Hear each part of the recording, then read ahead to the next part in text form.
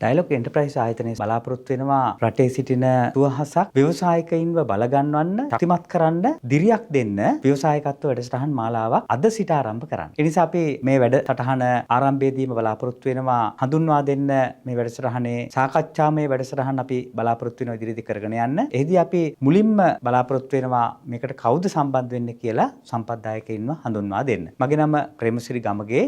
මම විශේෂයෙන්ම ව්‍යවසායකත්වයට අදාළව සම්පත්දායකයෙක් සහ ජ්‍යෙෂ්ඨ බාහිර කතිකාචාර්යවරයෙක් විදිහට සම්බන්ධ වෙනවා ව්‍යවසායකත්වයේ සම්බන්ධව. ඒ වගේම ශ්‍රී ජයවර්ධනපුර විශ්වවිද්‍යාලයේ ජ්‍යෙෂ්ඨ කතිකාචාර්ය මහාචාර්ය චාමනුදැංග මහත්මයා සම්බන්ධ වෙනවා සම්පත්දායක විදිහට මේ වැඩසටහන් මාලාවේදී රටේ ව්‍යවසායකත්වයට අවශ්‍ය මඟ පෙන්වීම සහ දැනුවත් භාවය ලබා දීම සඳහා අද පළමුවෙනි වැඩසටහන ලෙස අපි සාකච්ඡා කරන්න බලාපොරොත්තු වෙනවා ව්‍යවසායකත්වයේ සම්බන්ධයෙන් තියෙන මිත්‍යා මත කොහොමද දුරලන්නේ කියන එක. ඒ සම්බන්ධව තමයි අපි අද සාකච්ඡා කරන්න බලාපොරොත්තු වෙන්නේ. ප්‍රොෆෙසර් ශාමන් උදයංග ඔබතුමාගේ මම පළවෙනි ප්‍රශ්නේ විදිහට අහන්න කැමතියි. මේ ව්‍යවසායකත්වයේ සම්බන්ධව පවතින දුර්මත එහෙම නැත්නම් මේ සම්බන්ධව පවතින මිත්‍යාවන් මොනවද? අපි ඒ ගැන පොඩ්ඩක් සාකච්ඡා කරමු මුලින්. ව්‍යවසායකත්වය කියන වචනේ විවිධාකාරයෙන් විවිධ පුද්ගලයන් විසින් නිර්වචනය කිරීම දකින්නට ලැබෙනවා. හුඟක් වෙලාවට සිද්ධ වෙන්නේ ව්‍යවසායකත්වය කියන එක ව්‍යාපාරය සමග සම්බන්ධතාවයක් ඇති සංකල්පයක් විදිහට හඳුනා ගැනීම. නමුත් ව්‍යවසායකත්වය කියන්නේ පුද්ගලයෙක් තමන්ගේ හැසිරීම තීරණය කිරීමේදී ඒකට බලපාන විශ්වාස, ආකල්ප, අගනාවන් වගේ දේවල් වල එකතුවක්. ඒකට අපි කියනවා මනෝ ස්වභාවයක් කියලා. කියන්නේ මනස පිහිටලා තියෙන ආකාරය. උදාහරණයක් විදිහට කිව්වොත් අපි ගත්තොත් අලියෙක් කැලේ ඉන්න අපි අල්ලගෙන ඇවිල්ලා හීලෑ කරනවා. හීලෑ කරනකොට කරන්නේ පොඩි කාලේ මේ අලියව අල්ලගෙන ඇවිල්ලා ගහක බැඳලා කඹේ පොඩි කඹයකින් කන්න බොන නොදී තියෙනවා. එතකොට මෙයා පළවෙනි දවසේ උදේ ඉඳන් හවස වෙනකම් මේක අදිනවා කඩා ගන්න බෑ. ඊට පස්සේ දෙවෙනි දවසෙත් අදිනවා කඩා ගන්න බෑ. තුන්වෙනි දවසෙත් අදිනවා කඩා ගන්න බෑ. මේ විදිහට මාස කිහිපයක් යනකොට මෙයාගේ මොලේ තැම්පත් වෙනවා මේ කඹේ කඩා ගන්න බෑ කියන එක. ඒ කියන්නේ මේක මෙන්ටල් ප්‍රෝග්‍රෑම් එකක්. එතකොට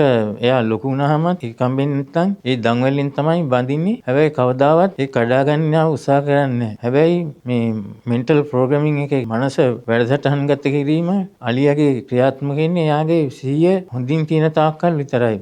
යම් කිසි කාලයකදී අලියා මද කිපීම කියන තත්ත්වයටපත් වෙනවා. එතකොට එයාගේ මනසේ නිවැරදි ක්‍රියාකාරීත්වය වෙනස් වෙනවා. කලින් දාපු ප්‍රෝග්‍රෑම්ස් කොහොම වැඩ කරන්නේ? ඒකට ඇඩ්ගෝව දන්නවා. මෙන්න මේ මද කිපීගෙන යන කාලය වෙනකොට එක දන්වැලකින් බැඳලා හරියන්නේ නැහැ. දන්වැල් 3-4කින් බඳින්න ඕනේ කියන එක. එතකොට ඒ වගේ අපි යම්කිසි සමහර අයගේ උප්පත්තියෙන් මේ මනෝ ස්වභාවය පිටිනවා. සමහර විට අපිට අධ්‍යාපනයෙන් එහෙම නැත්නම් අපේ අත්දැකීම් වලින් මේ මනෝ ස්වභාවයන් නැති කරගන්න පුළුවන්. ඒතර මේ මනෝ ස්වභාවය වල එකතුවක් තමයි ව්‍යවසායකත්වය කියන්නේ. මනෝ ස්වභාවයට උදාහරණයක් විදිහට දැන් අපේ සම්ප්‍රදායික හිරමනේ තිබුණේ එක තලයයි. එතකොට ඕදිරිස් මුදලාලි මේක දිහා බලලා තීරණය කළා එක තලයකින් පොල් බෑයක් ගන්න යන වෙලාව අඩු කරගන්න පුළුවන් මේකට තල කීපයක් හයි කළොත් කියලා. ඒ අනුව එයාගේ නෝනා එක්ක කතා කළා කියලා කියනවා හිරමණේට තල 6ක් හයි කරනවා කියලා. එතකොට නෝනා මහත්තයා ඇහුවයි කියලා කියනවා තල 6 දැන් මෙහෙම එක උඩ එක හයි කරාම 1 2 3 4 5 6යි කියලා. එතකොට කොහොමද ඕකට පොල් බෑය දාන්නේ කියන එක. නමුත් ඕදිරිස් මුදලාලි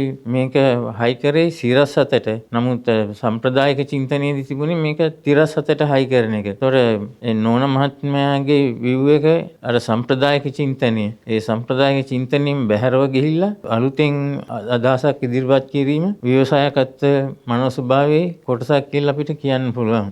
ඒ අනුව පැහැදිලි කිරීමේදී අපිට ව්‍යවසායකත්ව මනෝ ස්වභාවයක අඩංගු මූලික ලක්ෂණ කීපයක් කතා කරන්න පුළුවන්. පළවෙනි එක තමයි පවත්නා තත්ත්වයට අභියෝග කිරීම.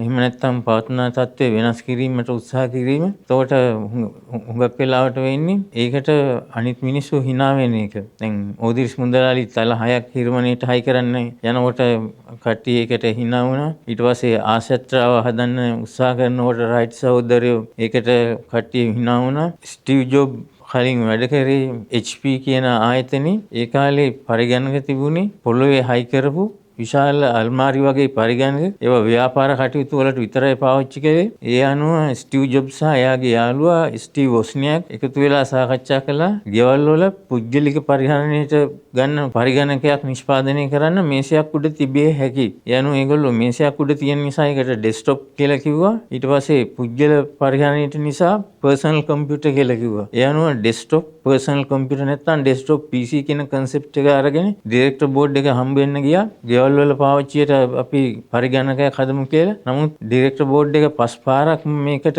විරුද්ධ වුණා. සමච්චලයට ලක් කළා, හිනාවට ලක් කරා. ඒ අනුව ව්‍යවසායකත්ව මනෝස්වභාවයේ ලක්ෂණයක් වෙනවා. කවුරු හරි මේකට hina වෙනකොට, අලුත් දෙයක් කරන්න යනකොට, පවත්න තත්ත්වයට අභියෝග කරනකොට ඒක දරා ගැනීමේ හැකියාව. ඒ කියන්නේ අපි මේක ඉංග්‍රීසියෙන් කියනවා dare to be different කියලා. ඒ කියන්නේ වෙනස්ව සිටීමේ හැකියාව. මේක ගොඩක් රඳා පවතින්නේ තමන්ගේ ආත්ම විශ්වාසය මත. ඒ අනුව ස්ටිව් ජොබ් සහ එයාගේ යාළුවා ස්ටිව් වොස්නියක් කරේ HP කම්පැනියෙන් අහක් වෙලා තමන්ගේ ගෙදර Apple කියන පරිගණක ආයතනය දාලා පරිගණකේ නිෂ්පාදනය කිරීම. නිෂ්පාදනය කළා ඒකේ පළවෙනිම ඇඩ්වර්ටයිස්මන්ට් එක විදිහට දැම්මි. මෙන්න මේ වගේ කීමනක් මම ඒක පොඩ්ඩක් ඉංග්‍රීසියෙන් කියන්නම්. එයා කිව්ව විදිය here is to the crazy ones, the misfits, the troublemakers, the rebels, the people who challenge the status quo කියලා මෙන්න මේ වගේ වචන කීපයක් එයා පාවිච්චි කරා. ඒ කියන්නේ මේ පණිවිඩය පිස්සන්ට, කැරලිකාරයන්ට, කරදරකාරයන්ට කියලා. මොකද ව්‍යවසායකත්වයේ මනසක් තියෙන කෙනෙක් අලුත් දෙයක් කරන්න උත්සාහ කරාම හැමතිස්සෙම ඒගොල්ලන්ට ආමන්ත්‍රණය වෙන්නේ ඒ ආකාරයට. උදාහරණයක් විදිහට වර්තමානයේ අපි ගත්තොත් ඊලන් මස්ක් කියන පුද්ගලයා ලෝකේ පළවෙනිම කෝටිපතියා. දැන් එයා මුලින්ම අඟහරු ලෝකෙට ගිහිල්ලා මිනිස් ජනපදයක් ඇති කරන්න තීරණය කළා. ඒ අනුව එයාට පළවෙනිම අභියෝගය වුණේ නැවත පාවිච්චි කළ හැකි රොකට් එකක් හදන එක. එතකොට මේක තුන් පාරක්ම උත්සාහ කළා. තුන් පාරම රොකට් එක කඩා වැටුණා. එතකොට ඇමරිකාවේ පාර්ලිමේන්තුවේ පවා මේක සාකච්ඡා කරා. මේ පුද්ගලයාට කවුද මේ ණය දුන්නේ? මේවා මේ වගේ මෝඩ වැඩ කරන්නේ කියන එක. එතකොට එයාගෙන් ඇහුවා ජනමාධ්‍යවේදියෝ, ඔයා කවදද ඔයාගේ මේ මෝඩ වැඩේ නතර කරන්න කියලා. එතකොට එයා කිව්වේ මේක මම නතර කරන්නේ කො මම පැරලයිස් වුණොත්, ඒ කියන්නේ මගේ අතපය පණ නැති වුණොත් හෝ මම මරණයටපත් වුණොත් විතරයි කියන එක. ඒතොර ඒ කියලා මාසයක් යන කලින් එයාගේ හතරවෙනි රොකට් එක හරියටම ලෑන්ඩ් කරා කිසිම ආපදාවකින් තොරව. ඒ කියන්නේ පිට ආයේ hina වෙනවා. ඒ hinaව දරා ගැනීමේ හැකියාව තියෙන්න ඕනේ. නිසා මේක ස්ටිව් ජොබ් එක කාලේ කිව්වා stay foolish, stay hungry කියලා. මොකද අලුත් දෙයක් කරන්න ගියාම හැමතිස්සෙම ජනතාව නැත්තම් බලා ඉන්න මුග දෙනෙක් කියන්නේ මේගොල්ලන්ට පිස්සෝ, මෝඩයෝ කියලා. නිසා ස්ටිව් ජොබ් කිව්වේ මෝඩයෝ කියලා කියනවනම් ඔයා මෝඩයෙක් විදිහටම ඉන්න. හැබැයි ඔයාට ඒ අලුතෙන් කරන්න ඕනේ දේ ඒ බඩගින්න නිවෙන්න අරින්න එපා. ඒක අත් කරගෙන මිසක් අතාරින්න එපා කියන එක. ඒ අනුව අලුත් දෙයක් නිර්මාණය කිරීම, ඒක දරාගෙන සිටීම, අත් නොහැර සිටීම වගේ ගති ලක්ෂණ ගණනාවක් ව්‍යවසායකත්ව මනෝස්වභාවය තුළ තියෙනවා. එතකොට අපි ඊළඟ සාකච්ඡාවේදී මේ ගති ලක්ෂණ වෙන වෙනම අරගෙන මේවා කොහොමද පිළිටන්නේ කියන එක අපි පැහැදිලි කරමු.